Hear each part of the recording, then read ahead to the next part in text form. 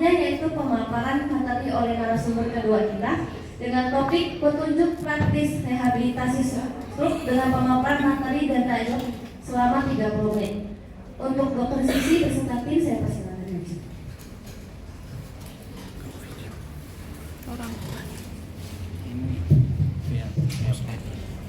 Selamat pagi, para Bapak Ibu yang saya hormati. Ini saya adalah dokter spesialis rehabilitasi medik, di mana rehabilitasi ini selain terapi juga menyangkut penyakit yang lain. Pada hari ini saya ada lihat di gambar ini ada dokter CM Setiawan. Ini adalah ilmu kedokteran timur Eastern Medicine. Sebelah kanan Anda melihat foto saya adalah spesialis rehabilitasi. Jadi ini namanya Western Medicine. Saya percaya bahwa kolaborasi antara dua bidang ini akan menyelesaikan masalah stroke ini dengan lebih lengkap.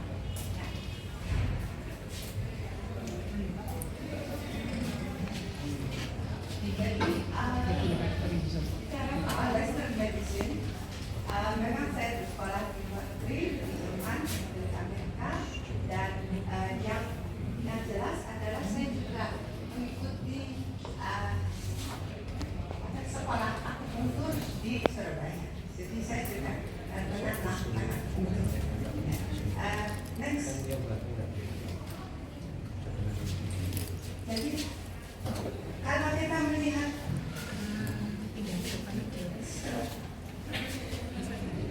stroke ini kan menyangkut organ namanya otak ya, namanya otak. Jadi otak ini mengalami kecelakaan. Kalau nama Inggrisnya stroke itu cerebrovascular accident, seperti orang punya mobil ketakutan daripada kecelakaan itu. Bagaimana kerusakan yang ada di dalam kecelakaan tadi, ya. Tadi ada yang bertanya kapan sembuh dan sebagainya, ya.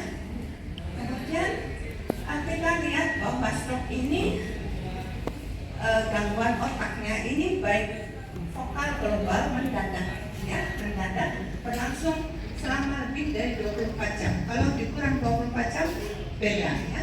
Kemudian kecuali ada yang dilakukan tindakan bedah atau ada yang meninggal sebelum 24 jam, ya. Kemudian dan ini disebabkan sekali lagi oleh gangguan peredaran darah otak. Pengelompokannya ada 15% perdarahan, sisanya 85% adalah karena penyumbatannya. Jadi orang melakukan stroke ini kenapa? Ada penyumbatan di pembuluh darah otak. Nah, ada beberapa gejala stroke yang bisa dilihat oleh keluarga maupun pasien, yang namanya segera ke rumah sakit. Ya, kalau kena stroke segera ke rumah sakit. SE ini adalah senyumnya tidak simetris. Jadi senyumnya tidak simetris, mencong. Kemudian bisa tersendat, bisa gangguan menelan, lalu air minum juga tidak bisa lagi minum. Kedua, GE, geraknya separuh anggota gerak tubuhnya ini lumpuh. Ya. RA, segera. Nah, bicaranya belok, kemudian tidak mengerti kata-kata, tidak bisa berkomunikasi. Bagaimana dengan ke, ya? Jadi kita ada rasa kepas di dalam atau kesemutan separuh badan, ya. Ini apa? Kenapa bisa paham ya yang saya katakan tadi? Ya. Kemudian ada lagi yang namanya rabun, pandangan matanya jadi separuh tidak jelas, ya. Kemudian ada lagi sakit kepala hebat. Ada pasien yang memang luar biasa sakit kepalanya sehingga dia setelah stroke. Sekali lagi gejala tanda stroke ini segera ke rumah sakit, ya. Faktor risiko ada beberapa hal. Kenapa saya kena stroke? Ya kan, ada yang selalu bertanya. Ternyata ada beberapa hal yang tidak bisa diubah, yaitu usia. Biasanya meningkat di atas 55 tahun, ya. Sekarang lebih awal. Jenis kelamin ini menurut literatur yang saya baca, laki memang lebih banyak dari perempuan. Kemudian suku di Amerika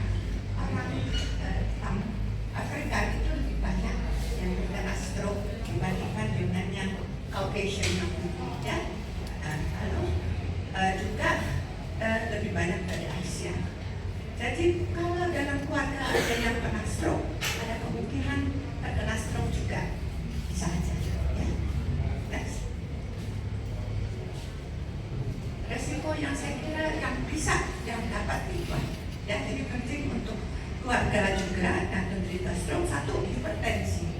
Itu kan mudah sekali ya, dengan minum obat anti hipertensi. Siapa yang punya hipertensi angkat tangan? Nah, cukup banyak. Jadi sekali lagi hal ini dapat diubah dan supaya mencegah stroke atau stroke berikut. Ya, dengan 1 pil kecil pagi hari diminum sudah menambah usia dan mencegah stroke berikut. Kemudian bayangkan tekanan darah tinggi itu meningkatkan risiko stroke 7 kali. Ya, ini cukup besar ya. Kalau diabetes 6 kali. Yang punya diabetes ada angka tangan? Tidak, ada beberapa. Ini 6 kali. Jadi kalau hipertensi dan diabetes berarti luar biasa kesempatan untuk dapat resiko. Saya bicara soal pencegahannya sekarang walaupun ke depan ya. Kemudian jantung, kalau ada sakit jantung bisa 5 kali lebih banyak terkena stroke. Bagaimana dislipidemia? Yang punya kolesterol angkat tangan. Ya, nah ini biasanya cakapan banyak sekali di TV ya, kolesterol. Nah ini ternyata juga resiko luar biasa 4 kali. Kemudian merokok, ada merokok? Sedikit ya, sudah berhenti yang lain mungkin ya. Jadi ini 2 kali gemuk. Saya kira kebanyakan langsing. Kegemukan meningkatkan kurang aktivitas dan juga kalau pernah stroke, kemungkinan stroke berikutnya menjadi besar. Ya. Jadi ingat faktor risiko ini bisa ditangani. Ya, diabetes, hipertensi semua dengan pengobatan yang rutin. Next.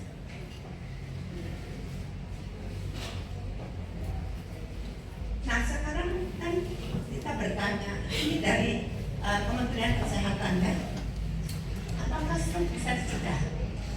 Nah, ini mengulang lagi yang tadi 90% stroke terkait 10 risiko ya, yang dapat dicegah. Yang dapat dicegah ini langkah-langkahnya 1, seperti tadi saya katakan, kontrol tekanan darah.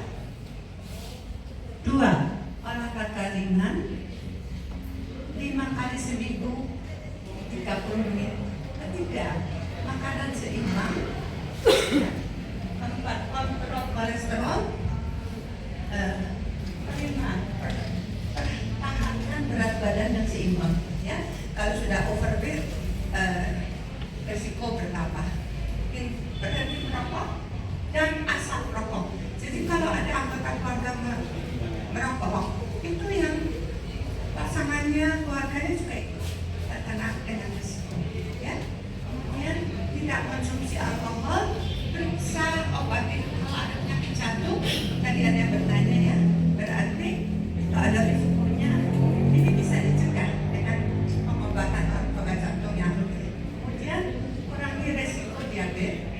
Kemudian pengetahuan tentang stroke ini Anda harus lewat YouTube mungkin ya, dapat mempelajari bagaimana apa dan penanganan daripada stroke itu. Next. Sekarang ini adalah kecacatan, disabilitas, ketidakmampuan yang ada pada stroke ya. Mungkin beberapa yang sudah tahu ya. Kalau kelemahan anggota gerak atau lumpuh, kedua gangguan pernafasan. Jadi setelah stroke ada yang mengalami gangguan pernafasan. Yang ketiga gangguan kognitif. Kognitif itu otak ya. Kemampuan otaknya menurun, tak nyambung atau dan sebagainya. Gangguan komunikasi ya. Setelah stroke. Kemudian buang air besar, buang air kecil. Nomor 5, aktivitas sehari-hari, makan, minum, mandi, dan sebagainya. Kemandiriannya menurun. Gangguan ambulasinya bisa bergerak ya, pindah dari satu tempat ke tempat lain. Itu namanya ambulasi. Sudah menurun. Kemudian gangguan menelan, suka tersengat. Kemudian vokasional itu pekerjaan. Pekerjaan bisa sehari-hari maupun pekerjaan yang di luar rumah. Yang penting gangguan sosialisasi. Setelah stroke Apakah ada gangguan kemunduran sosial? Tolong angkat tangan. Kalau yang pasca stroke mengalami masalah pergaulan atau keluar, ada? Atau mungkin banyak di rumah saja? Ya, pertama saya kena, tangan kiri. Pertama saya kena itu, ya istilahnya malu dengan tetangga ya. Begitu istilahnya kan kita dijemur ya, dijemur. Begitu ada orang lewat, saya suruh, cepat masuk gitu. Malu. Karena ya itu malu. Terus saya berpikiran begini, kalau saya malu, berarti kan saya bisa. Iya, ya pertama ya malu, ya udah ya saya korban. Ya orang-orang itu melihat gitu, kelihatannya kayak saya ini orang aneh gitu ya, memang aneh gitu. Gitu ya. Iya aneh gitu, ya gampang. Oke. Betul, katanya dokter gampang tersinggung memang itu suatu apa ya, suatu paket ya. Ya. Satu paket ya. Oke, terima kasih. Oke. Jadi ini gangguan yang disebut jangan ada semua ini memang dialami oleh pasien stroke ya. Berikut next. Nah, kenapa rehabilitasi? Saya kira Anda kenal fisioterapi, betul ya? Padahal rehabilitasi ini ada 7 komponen yang kita tangani. Ya, 7 komponen. Sekolahnya pun di tempat berbeda. Ya, yang namanya fisioterapi ke fisioterapi, yang namanya okupasi ke fakultas okupasi, yang namanya speech therapist ke fakultas speech therapy. Jadi itu tempatnya pun di Jakarta, Sulawesi tidak ada di tempat. Jadi begitu banyak unsur yang termasuk di dalam tim rehabilitasi. Ya, istilah rehabilitasi ini sudah sejak 74 ya kalau di UNER. Ya, jadi sudah puluhan tahun. Pengobatan, pengelolaan etik dan rehabilitasi ini istilahnya komprehensif, jadi menyeluruh ya. Itu terhadap disabilitas atau kecacatan yang diakibatkan oleh stroke yang tadi saya sebut ada 10 tadi ya. Kemudian pendekatannya seperti apa sih rahasianya? Itu adalah pendekatan neurorehabilitatif, agak sulit sedikit. Neuro itu saraf, rehabilitasi saraf di otak ya berarti. Nah, tujuannya mengoptimalkan pemulihan dan bagaimana gejala sisa ini ya, menjalan masih tersiap-siap. Gejala sisa ini bisa dimodifikasi. Tadi Bapak ini tanya kaki saya drop foot, bagaimana? Dimodifikasi, diberi suatu alat supaya kakinya tidak turun ke bawah. Ya, itu namanya modifikasi. Supaya penyandang stroke ini melakukan aktivitas fungsional, bisa berfungsi walaupun lumpuh masih bisa jalan, ya, dan beradaptasi dengan lingkungan. Jadi Bapak ini sudah bisa adaptasi dengan lingkungan, tidak malu lagi. Sudah Ya, pasien saya sering kirim ke mall untuk jalan-jalan. Ya. Nah, terutama di mall ini bukannya jam berapa ya? 10. Pasien saya stroke, saya suruh jalan-jalan ke TP ya. Jadi mobil berhenti di depan pintu, dia turun jam 10, toko-toko mulai buka. Jadi akhirnya Bapak ini kenalan dengan owner di sana setiap pagi dia bertemu ya. Ini untuk exercise jalan dan sosialisasi. Akhirnya dia setiap ke mall itu semua jadi sahabat dia yang punya toko-toko itu ya. Jadi ini salah satu upaya rehabilitasi. Pentingnya apa ya rehab ini? Mempercepat pemulihan ya. Kemudian mengarahkan agar optimal. 80% dapat jalan tanpa bantuan. Ini menurut statistik. 70% bisa merawat diri sendiri, mandi, buang air besar, buang air kecil, menyisir rambut dan sebagainya. Dan 30% bisa kembali bekerja. Bayangkan pasien stroke tidak bisa kembali bekerja seperti apa? Ya, jadi ini data yang saya dapat. Kemudian modifikasinya ini pada saat yang tepat, jangan sampai terlambat. Ya, jadi kalau mau ke rehab ini jangan udah 6 bulan lalu baru datang, tangannya sudah berburu begini seperti tadi Pak Surya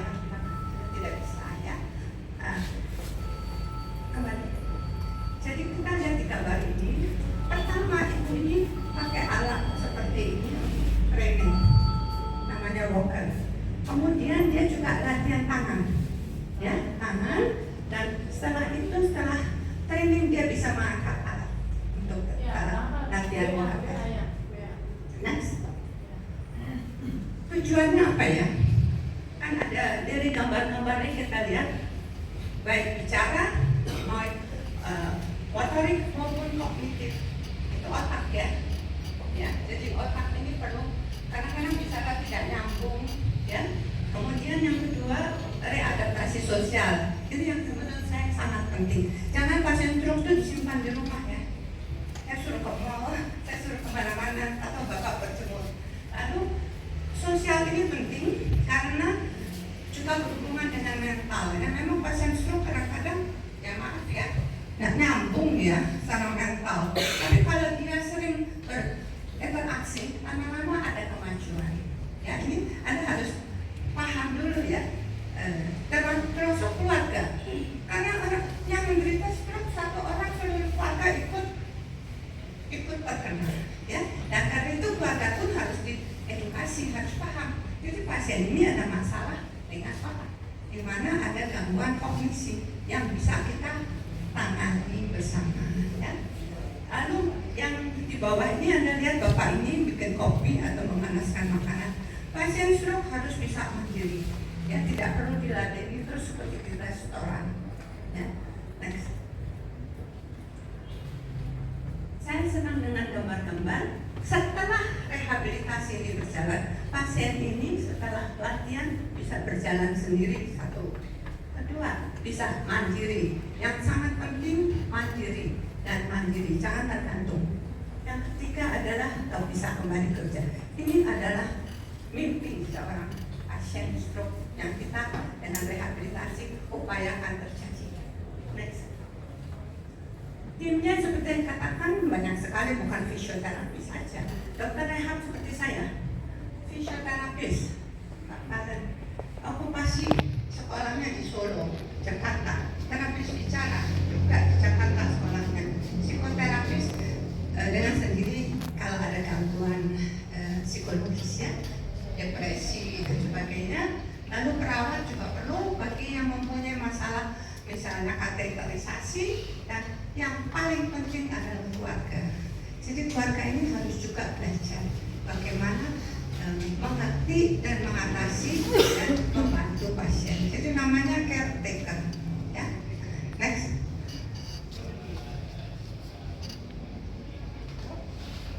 Ini ada tim yang di rumah sakit. Memang ini saya ambil ada dari negara maju, di mana memang seluruh tim ini begini lengkap ya. Jadi termasuk dietitian, bagaimana pengelolaan gizi, lalu farmasis, jadi obat yang diberikan ini jangan sampai tumpang tindih. Maaf Dr. Suryawan, tadi obatnya angkung ya. Yang saya lihat, apakah itu ada pertanyaan pada perdarahan stroke masih boleh diberikan? Boleh dong, boleh. Masih? Kalau pendarahan boleh dong. Oh, begitu ya. Tapi tidak kondisinya juga. Itu awal ya, awal dari Ya, stroke ya. awal. Kalau sudah lama tidak perlu lagi. Sudah lama kan? Terima kasih. Jadi pemberian obat pun antara obat barat timur ini harus sinkron ya. Katanya dokter Rini kalau di China itu pengobatannya Eastern dan Western ini dilakukan evaluasi farmasis, begitu ya? Ya, di satu tempat juga dong. Nah, Gitu ya. di satu rumah sakit. Terima kasih. Next. Ini adalah bagi pasien yang mengalami stroke. Mungkin pernah diajarkan seperti ini? Ada yang pernah diajarkan? Jadi pasien yang mengalami stroke ini tidak sembarangan menaruh tangannya, sehingga karena akibatnya nanti jadi seperti ini ya. Saya diajarkan guru saya. Jadi pasien stroke berjalan begini, seperti ini, ya. Betul ya.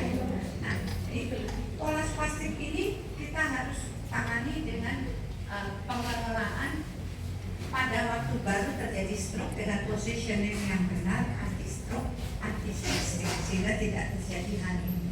Kalau sudah 3-4 hari terlambat, maka terjadilah hal ini. Kenapa? Karena ini dari otak.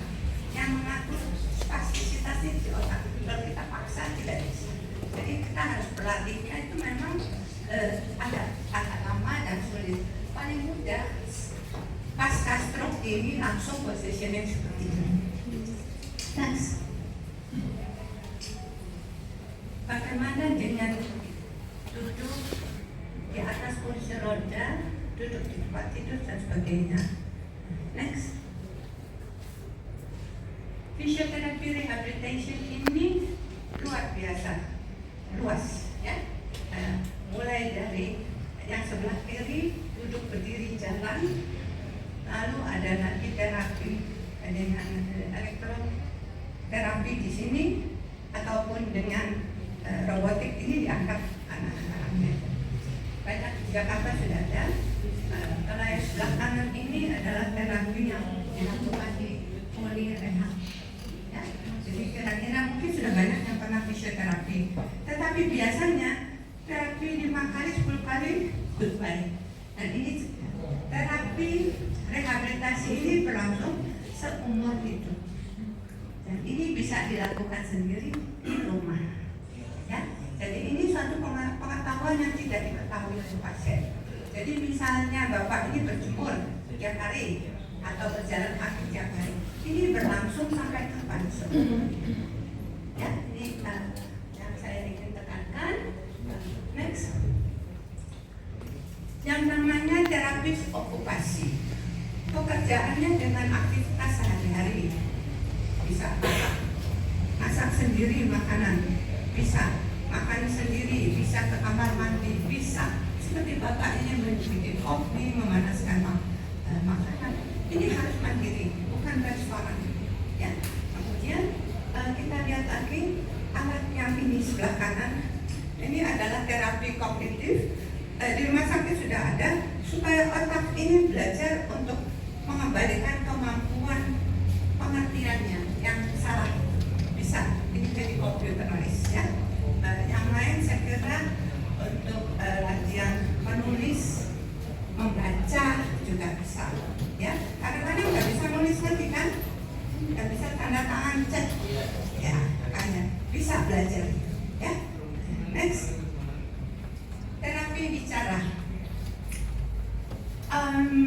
baik di tempat tidur, manakala pasien ini masuk rumah sakit dan dia bisa komunikasi, baru boleh ada terapi bicara. Kalau tidak ada kamu, kita tidak bisa mengajar terapi bicara. Sebelah kanan, sebelah kiri kita lihat terapi bicara ini bukan berarti 1 bulan selesai, bisa sangat-sangat lama. Ya, sekarang BPJS sudah menerima terapi bicara. Ya, di rumah sakit Pelabuhan, saya kira sampai jam malam, pagi sampai malam.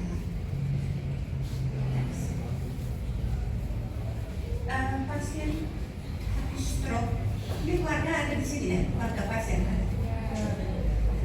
Tidak banyak. Ini pasien kadang-kadang bisa marah-marah, bukan hanya marah-marah, menangis itu seperti itu ini. Jadi ini adalah gangguan psikologi yang dialami oleh pasien. Sehingga keluarga harus paham bahwa pasien ini bukan yang lama, bukan yang dulu, ya, dan bisa menerima keadaan, ya, dan juga diberi petunjuk bagaimana menangani gangguan psikologis ini, ya. Kalau tidak pasiennya itu jadi sakit karena dia frustrasi juga, ya. Next, pasien dan keluarga. Hari ini saya sebenarnya ingin menekankan peran keluarga, karena ini yang ada di rumah bukan hanya terkena dampak, tapi mereka bisa membantu pasien, ya. Dalam hal ini bagaimana agar pasien ini punya motivasi. Menyuruh pasien stroke latihan tiap hari itu tidak mudah dan sangat sulit. Jadi karena itu keluarga harus juga diedukasi supaya dia mau memberikan bantuan tadi, tapi dengan sendirinya pasiennya harus juga diedukasi utama. Next. Prinsipnya di rumah, 1, latihan sedini mungkin. Pulang rumah sakit langsung terapi, langsung. Lalu melatih bagian tubuh lemah, peregangan otot, karena terlalu banyak tidur lama-lama linu, ya Pak, ya. Linu, jadi dia harus peregangan dan pemulangan. Jadi saya ada kolega dokter terkenal, stroke.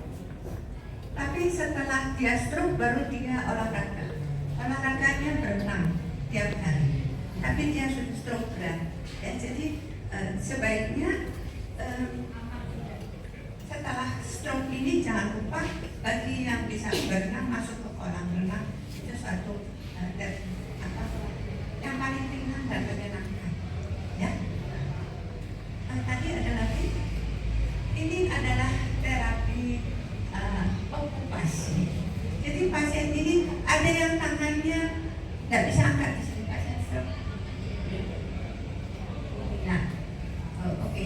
Artinya jangan kalau duduk itu tangan ini ditaruh di samping, akhirnya molor dan di sini akhirnya terjadi pergangan dan nyeri. Karena itu kalau di rumah dicoba balik taruh beberapa buku, jadi pasien ini mendapat disangga oleh beberapa buku sehingga tidak terjadi kemoloran di sini, ya bisa molor. Ini beberapa gambar saja.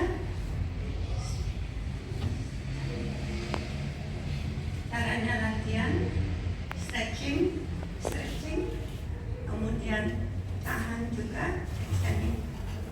Ini harus ya dilakukan. Jangan nanti dilihat, oh ya begitu saya bisa.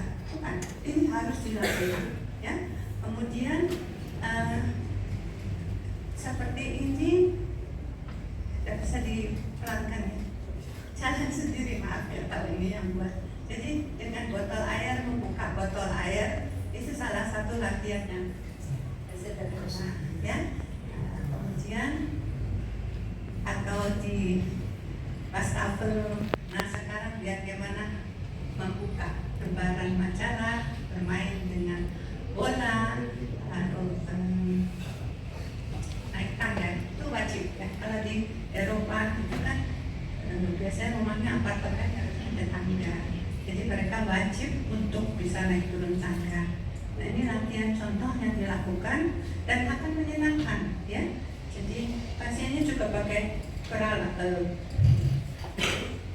naik turun tangga, baik kecil maupun besar, standing, angkat paha, stepping over, ya. Jadi semua latihan yang bisa dilakukan, ya. Terutama yang kanan ini, yang di tengah ini mengangkat, lalu dengan kaki yang tumbuh, ya. Step over the bottom, up, ya. Kemudian putar juga. Ini sederhana, namun kalau tidak dilakukan maka keadaan tidak akan menambah baik. Next. Ini cuma fungsional ya, latihan mandiri di rumah. Oke. Naik turun tangga penting. Kalau rehab di Jerman itu salah satu latihan utama adalah naik turun tangga. Ya, karena pun apartemen. Next.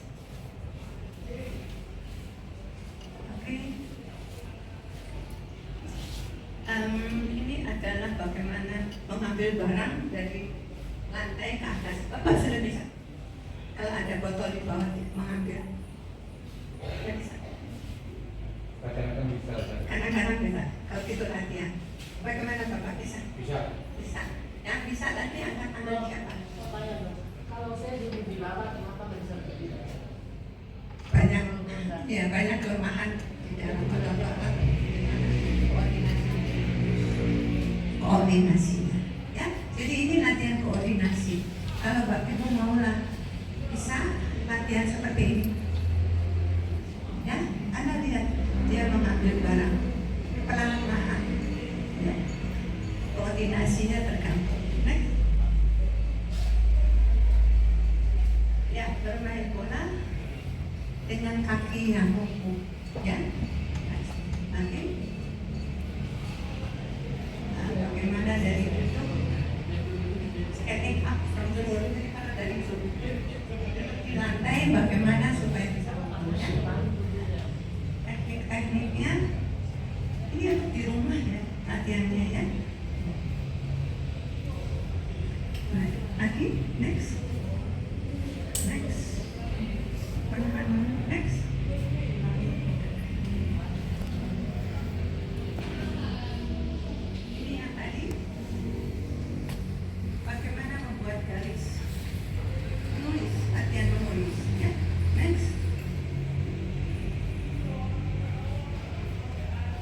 terakhir. Sederhana sekali latihannya, tetapi memang harus diajarkan ya. Nggak bisa hanya lihat di gambar langsung sanggup melakukan hal tersebut. Next, ini berjalan angka 8, duduk berdiri. Next, ini kok sama ya? Oke, yang terakhir mana? Oke, jadi kesimpulannya untuk rehabilitasi itu harus dilakukan sedini mungkin. Jadi di rumah sakit sudah dimulai rehabilitasi. Ya, biasanya kali kedua kalau tidak komunikasi, lalu berkelanjutan. Setelah itu akan masuk departemen rehabilitasi untuk exercise yang saya sebut tadi. Kemudian kuncinya untuk Anda bisa istilahnya sembuh ya, atau memperbaiki fungsional itu adalah latihan dan latihan dan latihan.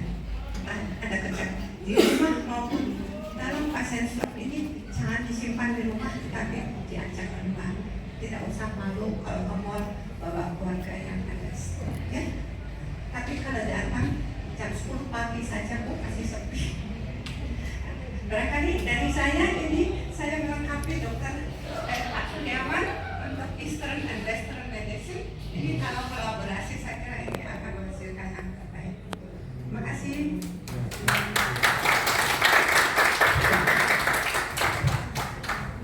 Baik, untuk para hadirin yang ingin bertanya, Halo, benar dong. Bilang ada yang kena stroke, ada yang kena gejala stroke gitu ya. Ada yang melakukan penusukan di ujung jari sama ujung kaki untuk mengeluarkan darahnya. Itu hubungannya apa? Kaki. Bukan, menusuk di jari ujung tangan sama ujung kaki untuk mengeluarkan darahnya. Itu hubungannya apa itu? Dengan gejala stroke ya. Di otak itu ada komputer ya. Di situ komputernya itu ada bagian tubuh yang mengendalikan ujung kaki dan ujung tangan. Berarti stoknya mengenai daerah ini. Jadi di otak ini ada peta seperti peta Indonesia begitu. Ini bagian yang bentuk ujung tangan dan ujung kaki yang kena. Ada yang bagian mata, ada yang bagian keseimbangan. Kalau di bawah biasanya keseimbangan. Tapi kalau ujung kaki dan ujung tangan itu daerah ujung kaki kanan yang terkena di otak. Jadi seperti orang ketabrak, bisa di depan, bisa di belakang.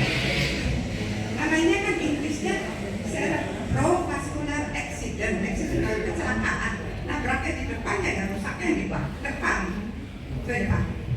Sederhana saja, jangan diperpanjang-panjang. Nah, maksudnya begini dong, maksudnya ditusuk di ujung jari, ujung kaki untuk mengeluarkan darahnya. Oh, pengeluaran darah. Untuk mengeluarkan maksudnya itu katanya untuk mengurangi itu darah yang tadi yang lagi itu gitu ya? supaya membantu. Oh, maaf kalau yang begitu, barangkali Pak Suryawan bisa bantu ya. Jadi darah yang keluar itu maksudnya untuk apa? Pengeluaran darah. Nah, ditusuk untuk mengeluarkan darah maksudnya. Kurang tahu saya kalau pengeluaran darah. Itu Makanya sebenarnya. dia melakukan begitu loh. Jadi dia kena gejala stroke, langsung ditusuk jarinya sama di ujung kaki. Itu mengeluarkan darah. Kalau Pak Suryawan. Dia bisa jawab gitu. Ya dok. Ini bisa karena jari kenapa ada akupuntur ya. Jadi memang di ujung jari kan itu memang ada titik akupuntur. Jadi memang itu apa menuju ujung syaraf dia bisa langsung connect ke otak kita. Jadi kalau misalnya ada orang mengatakan bahwa keluarin darah di ujung-ujung jari ketika kena serangan pertama itu ada penelitian mengatakan itu ada, saya lupa ya berapa persen itu memang membantu. Itu juga nggak ada efek buruknya ya. Jadi kalau misalnya ada keluarga yang misalnya tiba-tiba kena stroke, kalian mau keluarin darah ke 10 jari tangan, 10 jari kaki, itu oke-oke aja. Tidak akan menimbulkan efek buruk. Efek baik mungkin bisa dapat lah. Itu mungkin jawaban dari saya. Ya. Terima kasih. Jadi semua evidence base ya. Evidence base ya Pak.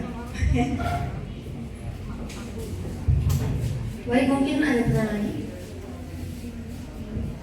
Ya, selamat pagi ya. Ini pengalaman saya pada waktu itu saya kan ya juga kepingin sembuh kan ya, istilahnya tusuk jarum terus di PK, ditusuk jarum dulu di sini, terus di PK, darahnya diambil. Suatu saat waktunya saya ke dokter rehab ya, kan kelihatan di mana sama dokter.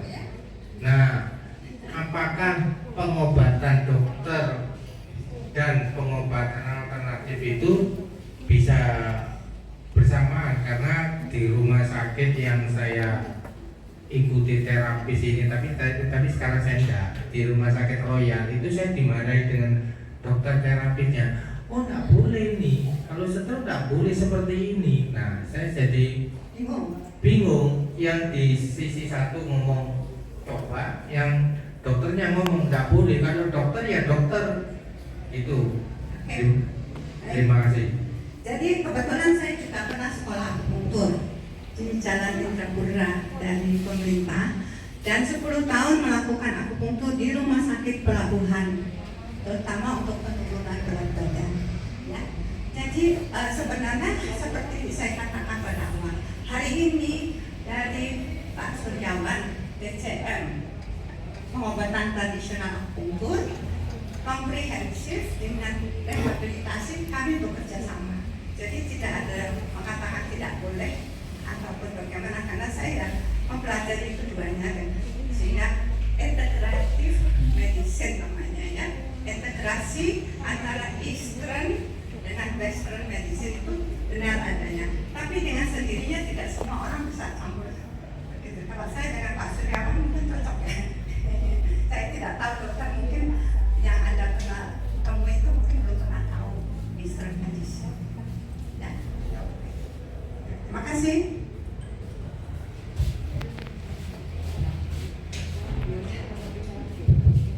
Baik, karena adanya keterbatasan waktu, untuk sesi tanya jawab ini saya tutup. Untuk para hadirin yang mungkin ingin menyimpan materi yang telah dibaca oleh dua narasumber kita, kalian bisa scan di sebelah sana.